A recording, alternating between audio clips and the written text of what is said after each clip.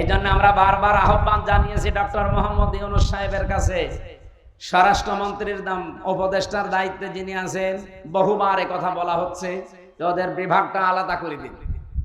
প্রশাসন আগামী থেকে কারো কথা মতো চলবে না, ওরা চলবে ওদের আইজির কথা মতো। কে কথা বলে না কেন? কোন নেতা খেতা পাতি নেতা, এমপি, মন্ত্রী, উপজেলা চেয়ারম্যান না, কারো কথা শোনার দরকার নেই। ওরা শুনবে ওদের গতিতে, ওদের আইজির কথা মতো। দেশ ঠান্ডা হয়ে থাকবে। আমি মালয়েশিয়া এটাই দেখে আসলাম, সিঙ্গাপুরে এইটা দেখে আসলাম, এই যে ছিলাম কিছুদিন আগে। এই সমস্ত দেশগুলোতে শান্তি বিরাজ করার পেছনে কারণ হচ্ছে এই প্রশাসনের এই নিরপেক্ষতা। কিন্তু এগুলো সব দলীয়করণ করে ফেলেছিল। এই জন্য আমরা জাতির লোকেরা ছিলাম মিনি জাহান্নামে। আমরা আগামী থেকে আর জাহান্নামে থাকতে চাই না। এই জন্য দায়িত্বে যারা আছেন, আমি নিজের কথা বলছি না, এটা বহু মানুষের কাছে আমি শুনেছি, এমনকি প্রশাসনের বড় বড় মানুষকেও শুনছি।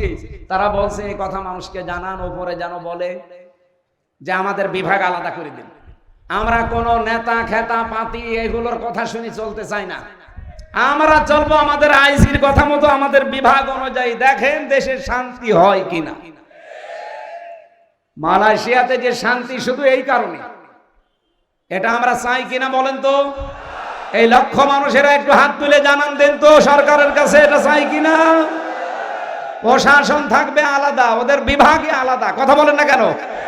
কোন এমপি, মন্ত্রী, নেতা খেতা, উপজেলা চেয়ারম্যান কারো কথা শোনা লাগবে না। আমরা এরকম একটা বাংলাদেশ সামনে দেখতে চাই না। ওরাই তখন দেখবেন আল্লাহর খাস ওলি হয়ে যাবে।